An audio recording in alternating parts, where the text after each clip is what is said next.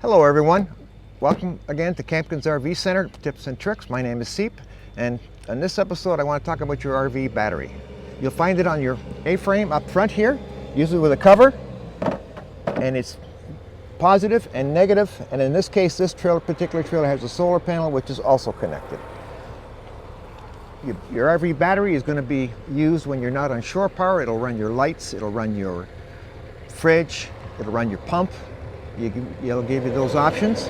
Otherwise, it's maintained by shore power. It charges it. It's maintained by the solar panel in this case. It keeps it charged. Take a look about every 45 to 60 days and pop these caps off. You'll find the cells underneath. See what the water level is like, and then top them up with distilled water. We'll possibly go over that with on another video again too.